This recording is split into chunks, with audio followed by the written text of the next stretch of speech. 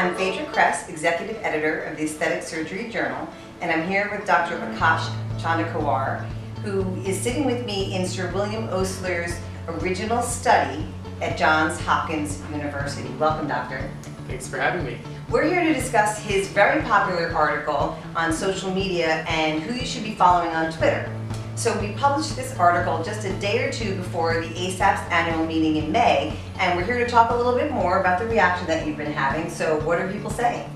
I think people are really excited about the paper. People were very interested to see who's on the list.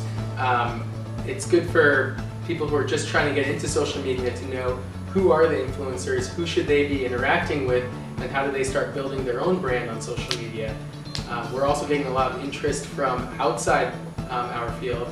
A few other specialties have contacted me saying they want to do the same thing in their field to find out, for example, in orthopedics, which divisions are talking about orthopedics on social media. Is it sports? Is it the spine guys? You know, it's very interesting that the other fields are keeping a close eye on what we're doing in plastic surgery with social media. I think that's great, and this is really kind of part of the community building that we see on social media, Twitter, Facebook, etc. So we talk a lot about return on investment, and it's no small task to sit there and be able to be the person that retweets 2 or 3 seconds or minutes after you see something kind of hit your phone. So it's also kind of hard to not be very compulsive because we're getting a lot of attention on social media. So what is your sense of the return on investment for plastic surgeons specifically, and how does age factor into it? Sure. So, with respect to return on investment, a few papers have looked at this already, including Dr. Gould and Dr. Nazarian.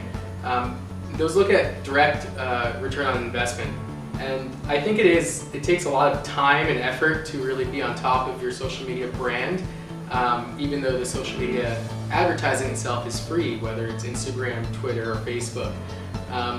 The important thing I think for the field though is what's the return on investment for plastic surgery.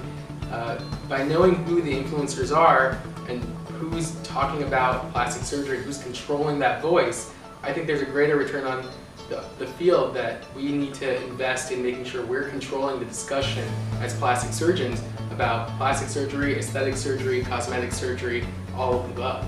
And I think what our paper did was look at who the influencers are, which is different than what's been done in the past. And what we showed was that most, and reassuringly, most of the influencers were plastic surgeons or facial plastic surgeons, and most of them were board certified or board eligible in the United States or Canada.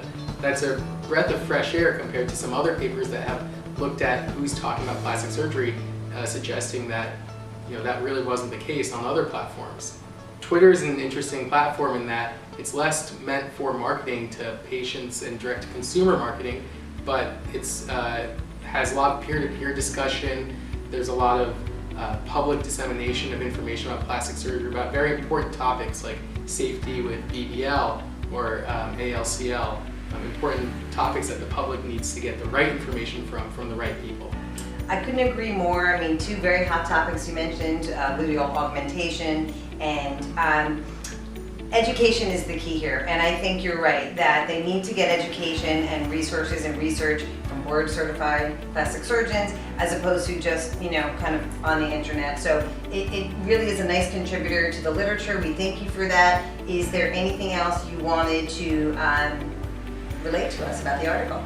I think I also just want to thank the ASJ editorial staff and the entire staff at ASAPS as well for being very forward-thinking and looking at behavioral science and social media. We're really excited to be the inaugural article in this new section in ASJ, which will set the tone for other journals to move and forward. A high bar. And a very high bar, hopefully.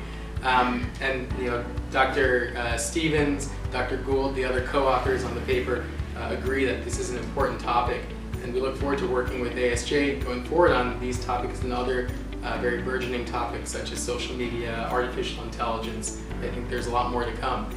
Thank you so much for being with us. Thank you so much.